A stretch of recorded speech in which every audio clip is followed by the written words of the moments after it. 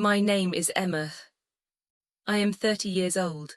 I never dreamed that a chance encounter on a dusty street would shape my life in ways I could never have imagined. I never thought I'd watch someone I cared about step into a world so far from our own, while I discovered my own quiet strength along the way. But life has a funny way of unfolding, doesn't it? This is my story, a tale of friendship, dreams born from hardship, and the kind of growth that comes from watching someone you love chase the stars, even as you learn to reach for your own. It's about Luca, the boy who became more than a friend, and how our paths diverged and intertwined in a small coastal village, where the sea whispered secrets and the future felt both close and impossibly distant. I grew up in a tiny village perched on the cliffs overlooking the Mediterranean Sea. Our home was a weathered stone cottage with a roof that leaked during winter rains and walls that echoed with the crash of waves below. My family wasn't poor by village standards, but we scraped by. My father mended nets for fishermen, his hands calloused from years of saltwater and rope, while my mother wove baskets from dried reeds to sell at the weekly market. I had two younger brothers, Marco and Nico, who were always getting into mischief, chasing crabs along the shore or sneaking figs from the neighbor's tree. Life was simple, mornings helping Mom at the stall, afternoons exploring the rocky beaches, and evenings around the fire listening to Dad's tales of legendary sailors. I dreamed of becoming a storyteller myself, perhaps writing books about the sea's mysteries or teaching the village children the old folklore. But dreams felt like distant ships on the horizon, beautiful but out of reach. It was on one of those lazy summer afternoons, when I was 8 years old, that I first met Luca. I was sitting on the cracked steps of our cottage, fanning myself with a palm leaf in the sweltering heat. The air smelled of salt and drying seaweed from the harbour below. A boy about my age came trudging up the hill, balancing a wooden crate filled with seashells and driftwood carvings. His shirt was patched and faded, his hair tousled by the wind, but his eyes, deep brown like polished chestnuts, sparkled with a quiet determination. He stopped when he saw me setting down his crate with a thud. "Want to buy a shell necklace?" he asked, holding up a string of polished conches. I shook my head. I had no money, but I smiled. "They're pretty. Did you make them?" He nodded, sitting beside me uninvited. "Yeah, from stuff I find on the beach. I'm Luca." From that moment we were inseparable. Luca lived just down the path in a ramshackle hut with his grandmother, Nonna Rosa, and his little brother, Enzo. His parents had passed away in a boating accident when he was 5, leaving Nonna to raise them on her meager pension and whatever Luca could earn scavenging the shore. Enzo was a quiet kid, always drawing in the dirt with sticks, dreaming up imaginary worlds. The three of us, Luca, Enzo, and I, became a little trio, spending our days climbing the cliffs, skipping stones into the sea, or helping at the market. Luca was different from the other boys in the village. He didn't waste time on pranks or fights. He was always working. He'd collect seashells at dawn, carve them into trinkets during the day, and sell them to tourists by evening. "I want to make life easier for Nonna and Enzo," he'd say, his young face serious beyond his years. "One day I'll see what's beyond these waves." As we grew older, our bond deepened. By 13, Luca was taking on more jobs, helping fishermen unload their catches, running errands for the village elders, even diving for oysters when the tide was low. His hands grew rough, his shoulders broad from labor. I helped my mother more at the market, selling her woven baskets and fresh herbs from our tiny garden. We didn't have much. Our clothes were hand-me-downs, our meals simple fish stews and bread, but we had each other. Evenings, Luca and I would sit on the cliffs, watching the sun dip into the sea. I'd talk about my dream of writing stories, and he'd listen intently. "You'll do it, Emma," he'd say. "Your words paint pictures better than any artist." He'd share his vague dreams too, wanting a bigger life, not just for himself, but for his family. "I don't know what it is yet," he'd admit, "but I feel it calling." One sweltering day when we were 14, I found Luca staring at a faded billboard near the village square. It advertised a luxury cruise line, showing a man in an elegant suit standing on a ship's deck, the ocean vast behind him. Luca's eyes were fixed on it, transfixed. "What are you looking at?" I teased, nudging him. He blinked as if waking from a trance. "That guy, he looks like he's conquered the world." I laughed, but I saw the spark in his eyes, a hunger for something more. From then on, Luca seemed more driven. He'd talk about the tourists who passed through, their fancy clothes and stories of big cities. "One day I'll be like them," he'd say.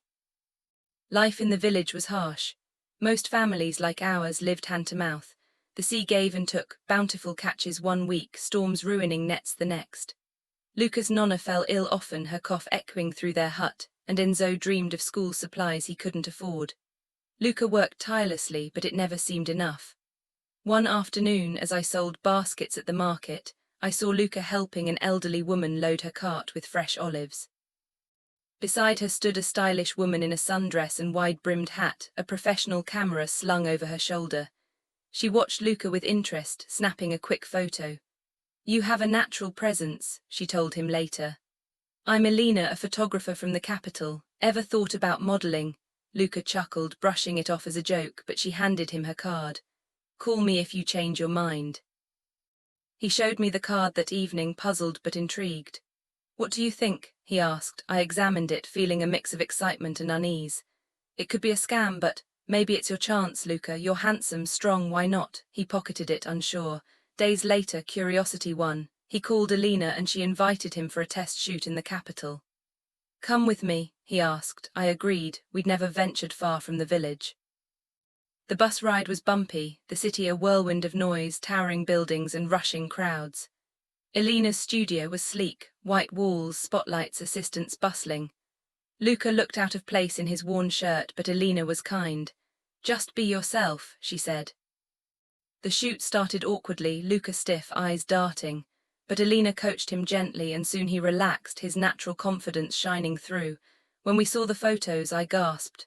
Luca looked powerful, his gaze piercing, the light catching his features perfectly. "You have potential," Elena said. "I'll send these to agencies." Luca beamed, but back home, doubt crept in.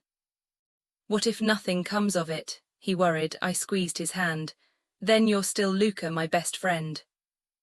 Weeks passed, Luca back to village work, hauling crates, repairing boats. Then Elena called. A local clothing brand wanted him for a catalogue shoot.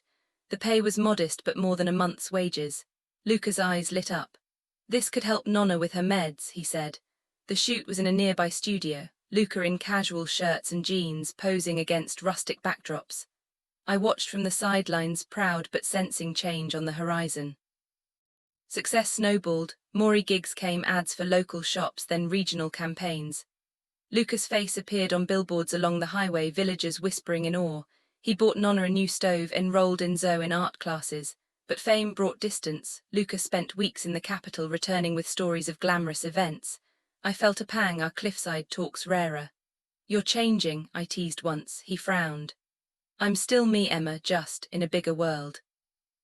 One evening, Luca confided he'd been scouted for an international agency. "They want me in Milan for training." My heart sank. "Milan, so far, you have to go," I said, hiding my sadness. "This is your dream." He hugged me. "Write to me, tell me about home." I nodded, fighting tears. With Luca gone, the village felt emptier. I threw myself into writing, journals of daily life, the sea's moods, children's laughter at the market. I sent pages to Luca, who replied with postcards of Italian streets. "Your words bring home to me," he'd write. Villagers asked about him, proud of our Luca. Inspired, I started a storytelling circle for kids at the community center, sharing tales like Dad's old ones.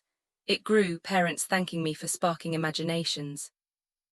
Luca returned after months, taller, polished, but his eyes the same. "I miss the sea," he said. "We walked the cliffs." "You've done amazing things here," he marveled at my group. Together we expanded it. Luca funded supplies, I led sessions. Bright Horizons, we called it. Kids flourished, dreaming big like Luca. Years later, Luca's a renowned model, but he returns often, funding village projects. I've published a book of stories, teaching full-time. Our bond, stronger than ever, not romance, but a deep, enduring friendship. Luca's journey taught me to chase my own path, even from our small village. Before I share more, where are you listening from? Knowing you're out there gives me strength to continue. After Luca's big break in Milan, he didn't forget his roots. He sent money home regularly for Nonna's doctor visits, Enzo's school fees, even repairs to the village pier after a storm. Letters arrived weekly, filled with descriptions of fashion weeks, exotic foods, and the loneliness of hotel rooms. Your stories keep me grounded, Emma, he'd write. I'd reply with village updates, the old fisherman's tall tailies, a new baby born to our neighbours, the way the sea turned emerald after rain. One winter, Luca surprised us with a visit. Snow dusted the cliffs, rare for our mild climate. He arrived laden with gifts, a warm shawl for Nonna, art supplies for Enzo, a leather-bound journal for me. For your next book, he said. We gathered at Nonna's, feasting on her famous stew. Luca shared tailies of Paris runways, but his eyes lit when Enzo showed his drawings. You've got talent, little bro, he said, ruffling his hair. That trip, Luca confided his agency wanted him for a global campaign, traveling to New York, Tokyo, London. It's huge, he said, but his voice wavered. But it's so far. I hugged him. Go shine, Luca, we'll be here. Before leaving, he pulled me aside. Emma, you've inspired me more than you know. Your writing, it's magic. Blushing, I promised to keep sending stories. With Luca away, I dove deeper into my storytelling group. It expanded, parents joined, sharing folklore, kids performed skits. A local newspaper featured us, calling it Village Voices. Inspired, I enrolled in online writing courses, balancing them with market work. Mom beamed. You're blooming, Emma. Luca's fame grew, magazine covers, TV interviews. Villagers buzzed, our Luca. He returned for holidays, always humble. One summer, he organized a festival, music, art stalls, a fashion show with local kids modeling his designs. I emceed, my heart swelling as Enzo strutted the runway. Years later, at 30, Luca's a top model, but he's opened a foundation for rural kids' education. I've published 2 books, run a community centre, our friendship, the anchor. During a visit, we sat on the cliffs. We made it, he said, I smiled, together. Thank you for listening. If this story touched you, like, comment, subscribe, share where you're from, let's connect.